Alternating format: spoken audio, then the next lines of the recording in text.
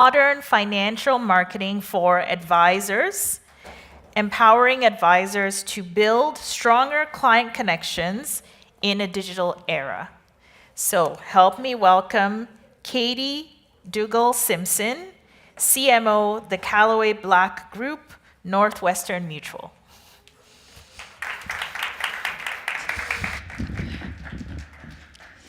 Hi, I'm Katie Dougal-Simpson, Chief Marketing Officer with the Callaway Black Group at Northwestern Mutual. Excited to be with you today.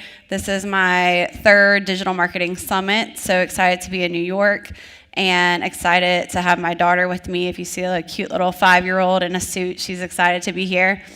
It's not about who you see, it's about who sees you.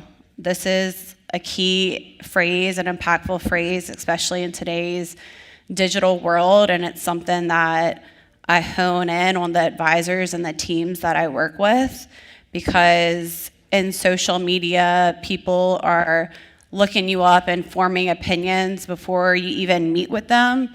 And so it's really important as a business owner, as we go through the social media strategy, the framework is about who is seeing you. I want to start my presentation with a question. I want you to think about the first person who truly believed in you, maybe even before you believed in yourself yet. I want you to really think about that person. Maybe it was a teacher or a mentor or mom or dad. And I want you to think about what that belief unlocked for you. Maybe it was someone that gave you permission to dream bigger. For me, that person was our managing partner. At the time, I was the Chief Marketing Officer for Louisiana and Mississippi of Northwestern Mutual. We had 6 offices and over 130 advisors that I was overseeing.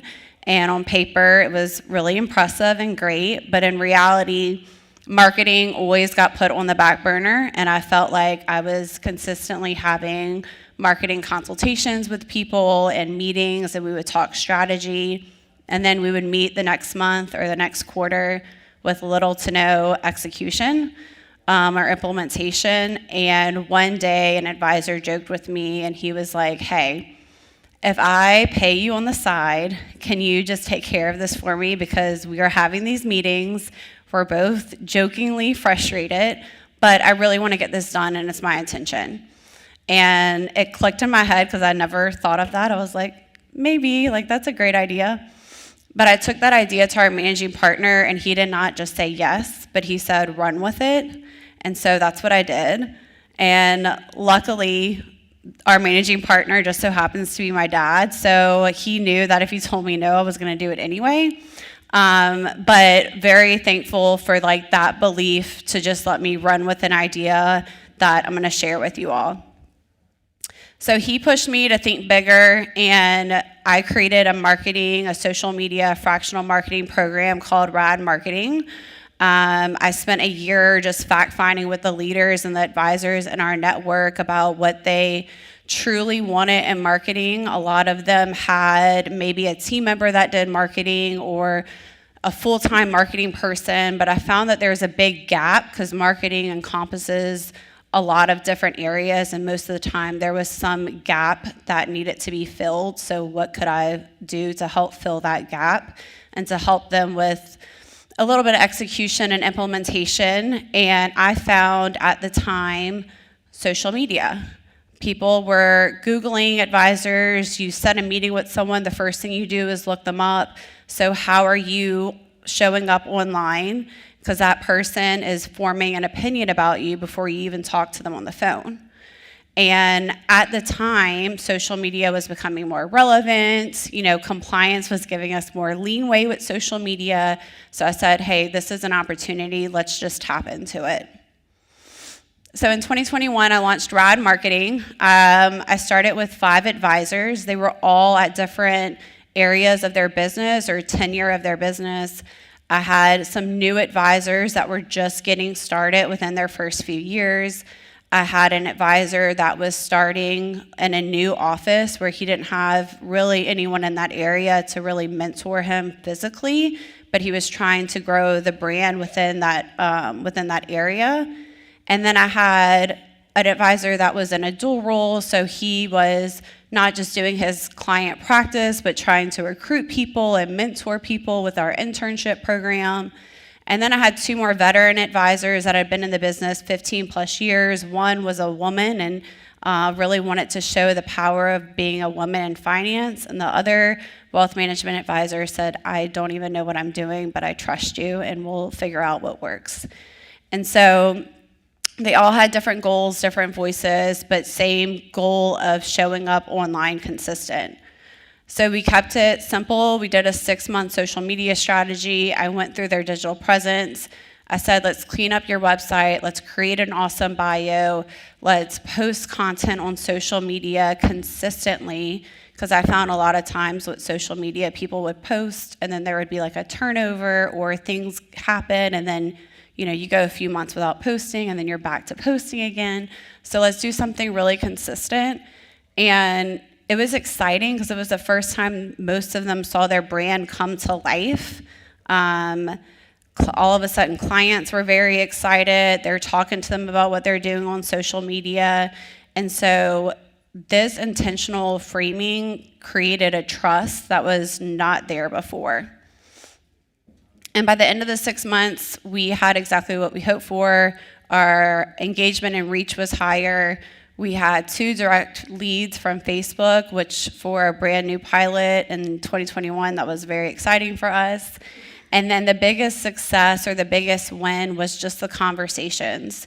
So advisors hearing from prospects and clients about what they're doing online, what they're doing in the community, their team that's being now highlighted on social media. So the conversations that were coming from our digital presence, and then people recognizing their names. So for the newer advisors or the people that just started working with our firm, it was like, oh, you're the guy from Facebook, or my friends say that I need to work from you.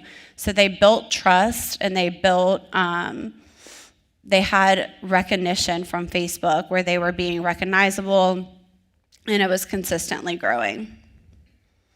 Now, after the first 6 months, I went from 5 advisors to 25 advisors within Louisiana, Mississippi area, and I realized that social media got them so excited, all of a sudden they wanted other marketing support. So we created 2 different tiers. One that was social media creation and execution, and then one that was social media, but additional marketing support, whether that be with the client event or client experience or client touchpoint plan.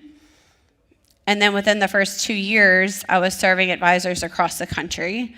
And the craziest part is that I never even marketed myself. The advisors did the marketing for me because they were so excited what social media was doing that they were telling their friends, and then their friends were like, hey, I need marketing. Like, this fractional marketing thing's kind of cool. I don't need to train you. You already work with Northwestern Mutual. You have a great foundation. You're doing this for my friends. Let's hop on it. And so that's whenever I realized just how quick and powerful one idea and running with it and the impact of fractional marketing could be. These are 3 things that I learned within the first 3 years was you are what Google says you are. So posting is not the same as positioning. You can post social media content, but if it doesn't align with who you are, if your overall digital presence doesn't align with who you are, if you don't do your own framing, the internet will do it for you. Clarity over comparison. So every advisor asks about ROI, but most of them don't know how to define it or where to start or what it even means. For some advisors, it was obviously like the growth and higher reach. And then for some, it was more of peace of mind, brand management. So kind of defining what that looks like on the upfront, so that way there's no comparison to other people. And I don't know if any of y'all follow Alex Hormozy, but I love Alex Hormozy, and he shared earlier this year that your marketing only works when it's measured by your definition of success. And what he meant by that was a lot of times when the financial advisors that I work with, you go online and you compare yourself to other people, like this person has 100,000 followers, or this person has 300 likes on a post. So mine only has 20, so it's not as impactful. And he shares a story about how his friend brings in $1 million a year. She has 5,800 followers on Facebook. She gets an average of 19 likes, but those 19 likes are people that she's resonated with and the people that are helping her bring in the income and giving her referrals. And so it's really not always about chasing the algorithm, but knowing who your audience is and making sure that you're resonating with them. The numbers and the followers, like that's all nice, and obviously we want a big impact, but reality is whenever you're just getting started, it's an organic growth that kind of, marketing isn't always instantly gratifying. So you have to get through the numbers and knowing that the people that are engaging with your posts, are they referring you? Are they bringing in a lot of your income, and what their feedback is? And then the third is scaling with structure. So building systems, onboarding content, obviously doing a lot of social media for different advisors. They all want different kind of social media posts. So really leaning in how do we scale this and being personable, but really allowing us to grow as well. So perception, framing builds trust because it's how people see you. Purpose, your clarity creates confidence. And then obviously your process, your structure creates freedom for you to continue to build. So I'll take you through my process of my marketing program. It starts with when someone Googles your name, what do they see? It's just a digital audit. Oop. Because you are what the search engine says you are. And that's really powerful thing. A lot of advisors, some of them are like, well, I'm not on social media, but I'm not doing this. Well, people are tagging you. People are, what does your settings look like? Because according to Facebook, you're on Facebook, but you might not be on it as much as it looks like you are. And so what does your digital presence look like on the personal and professional side? How you're engaging with people. It's the whole thing. Instagram, Snapchat, TikTok, because people are going to either say yes or no to you based on not only what you're doing, but how you're engaging online. And then after the audit, I go through a marketing fact finder. So what's your DNA? What makes you different, new, and attractive? What have you done in marketing that you that maybe didn't work that you want to retry? What have you done that's gone really well? What is something that you always wanted to do, but maybe you didn't have the time, space, or resources to do it? And so we go deeper into your why, your mission, your ideal client, and that really becomes the foundation and the building blocks of your marketing plan. And it becomes your brand's blueprint. So everything that we do from digital to client experience to client events comes from our marketing fact finder. And I do an intense fact finder because I know even though we're just starting on social media, our relationship might evolve to do more marketing support. And at that point, I don't want to go back and say, well, who are you trying to reach? Well, what is your goal with this? Or how many client events do you typically do a year? And so having that information up front really allows us to do marketing on all levels, depending if we need to switch our strategy up. And then everything is cohesive and aligned to the overall goal. And then from there, I want the advisors to fall in love with their social media. So we develop a social media strategy, we create a content calendar, and then we look at the growth and optimization of what we're doing. So for social media strategy, we look at 3 different areas: personalization, thought leadership, and niche marketing. So personalization is your family, your community, your team. A lot of advisors that I work with have kids, and so we like to use pictures of their kids and kind of relate it back to financial planning. We look at thought leadership. A lot of the financial advisors, they have content that's already available by their brokerage, but how are we taking that content and really using their brand voice in it? So we take content and make sure that we're explaining it in a way that they explain it in a client meeting. And then we're posting content that is relevant to the person that they're trying to reach. A lot of times advisors might be hesitant about sharing certain things, but I'm like, this is what your audience wants to hear. So it's not always about just them, but what kind of content their audience wants as well. Here are a few examples. So what makes you different than the rest? This is an example of an advisor. She is in New Orleans, and she's actually one of the most tenured Black female advisors within Northwestern Mutual. So we really lean into her story. So like she is Black history. She's mentoring the next generation. She shares and is very direct that she's targeting Black females because that's who she wants to empower. And we just make sure that everything we do is authentic to who she is. Here's another advisor. A lot of things that we post, he is built on faith, family, and finances. So we show, him being awarded at an annual meeting. They just moved into a building, so he's praying over the building because he wanted to show that he's praying over the rooms that their clients will be having the most intimate conversations, and very bold about their belief and who they're trying to target. And then your firm of choice. So you want to make sure this is a firm they're targeting 1099 medical professionals. So a lot of the posts we do is centered around to that and their needs. And we're making sure that if you go to their page and wondering, like, is this advisor for me? If you're a 1099 medical professional, you're going to say yes.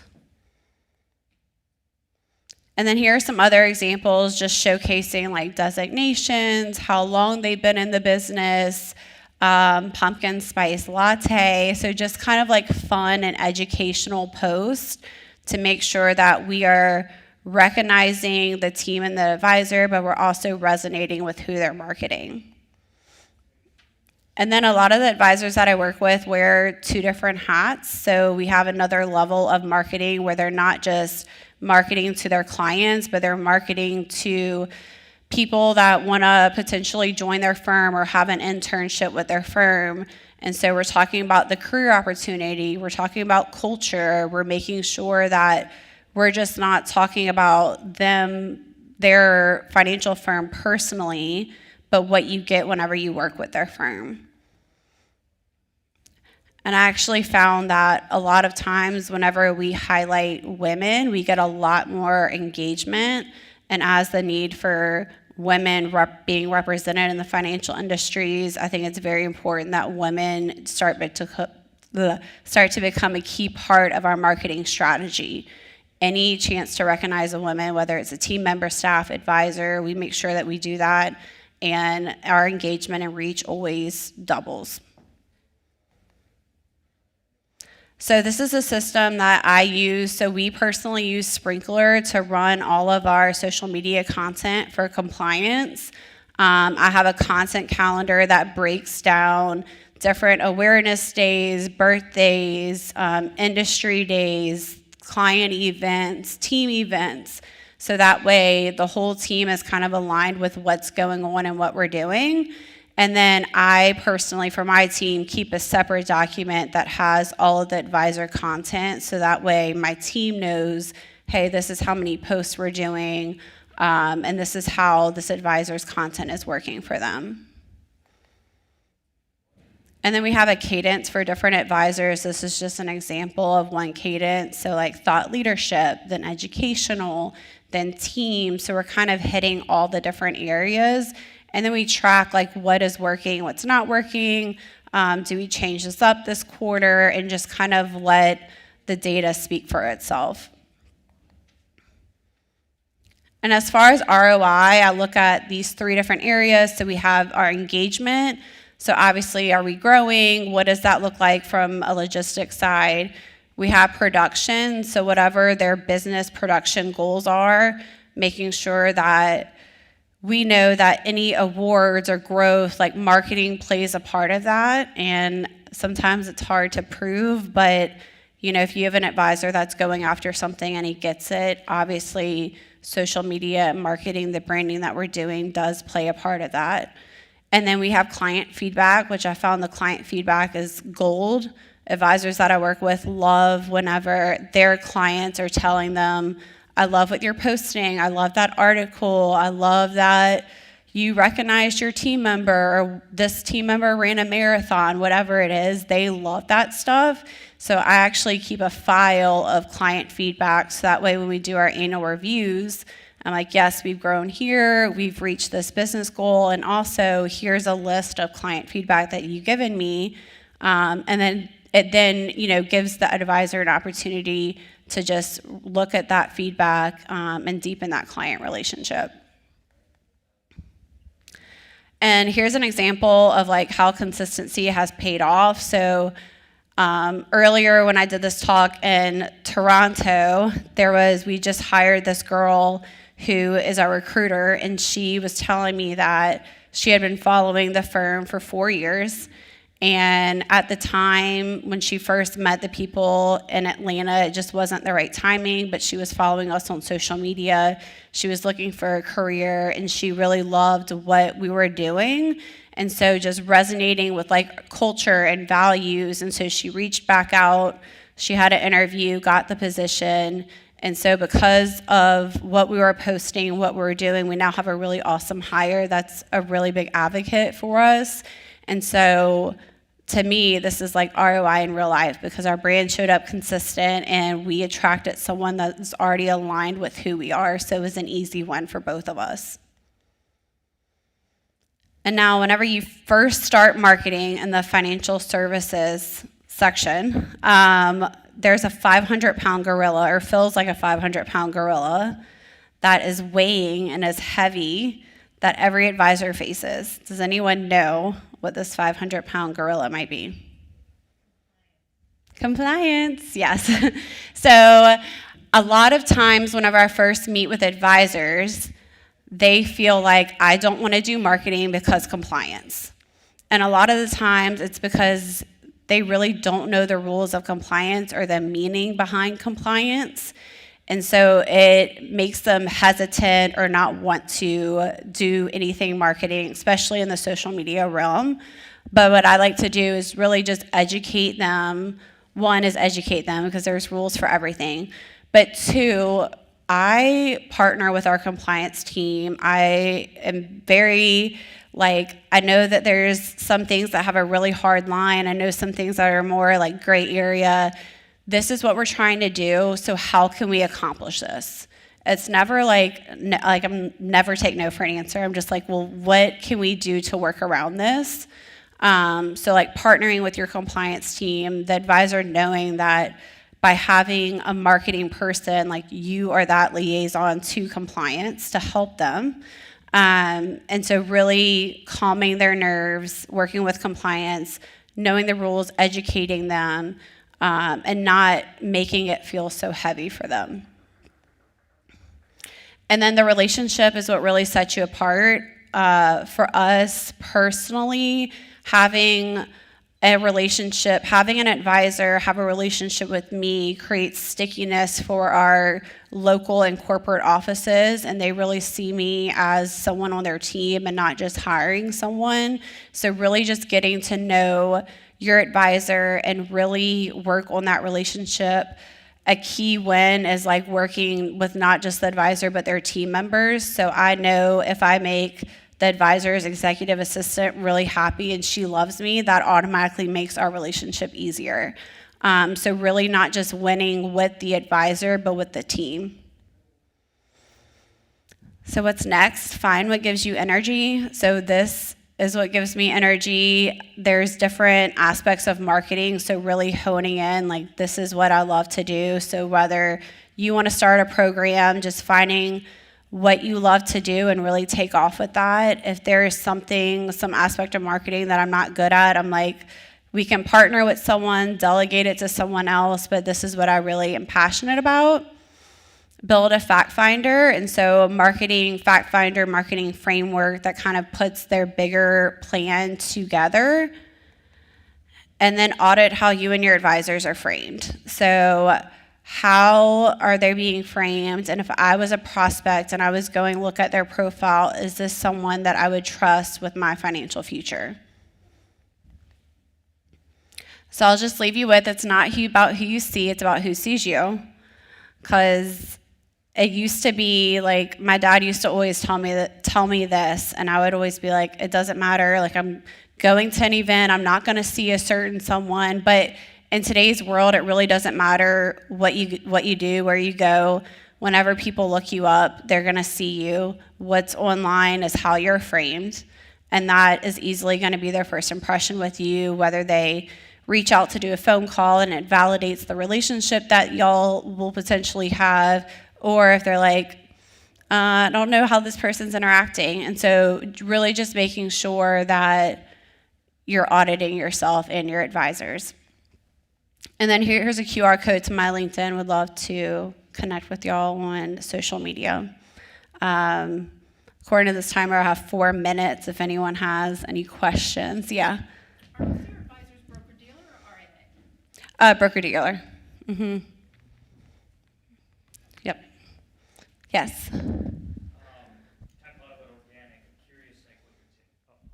You talked a lot about organic, but I'm curious how paid comes into the equation. I think like the algorithms are such a black box; they change every day.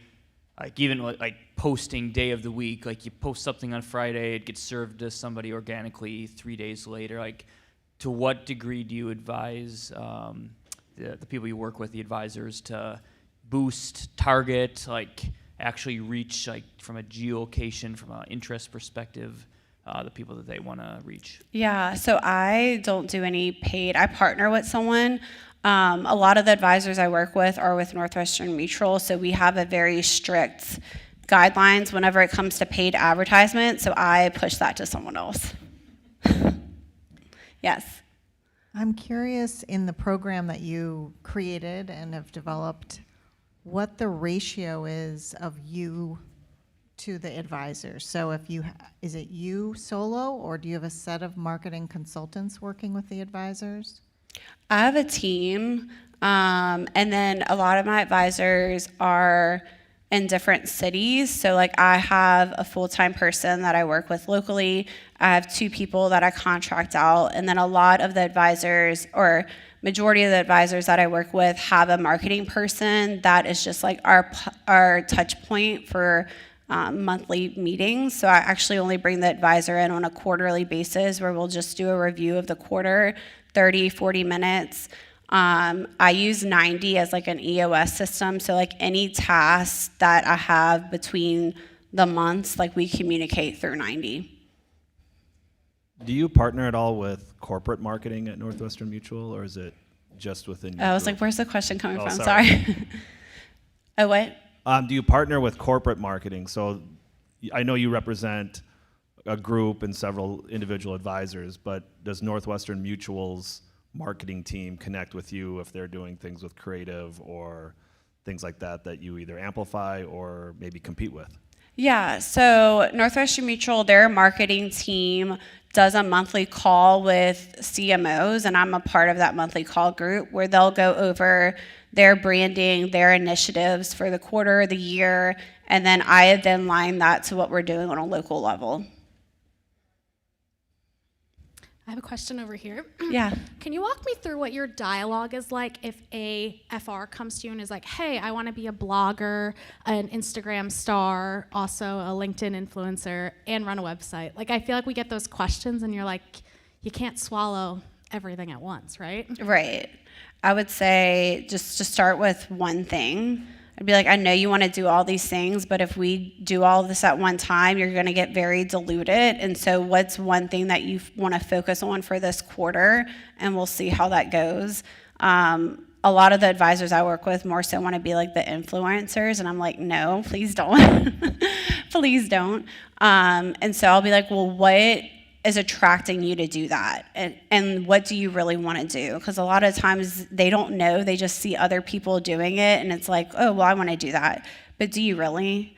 And so I'll ask them, like, what's attractive about that? Let's start with one thing, and if you really like it, then let's build from there. Yeah. Hi, my name is Callie Licata. I'm wondering, right? Like, Is there any channel that you've found to be the most effective, like reaching, or if their target clientele is business versus consumer? yeah, so we found LinkedIn to be the most effective. Northwestern Mutual in particular just got access to Instagram earlier this year, so I feel like our Instagram channel is kind of like slower to engage, especially just like with the next generation and getting really great likes and followers. But LinkedIn, we've had consistently over the past 5 years reach, engagement, interaction. You're welcome. And so so we use Facebook, LinkedIn, and Instagram. Facebook is like for everyone. So anything we post always goes on Facebook. Anything that's more of like the younger generation, we do on Instagram. And anything that's more thought educational goes on LinkedIn. All right, thank y'all.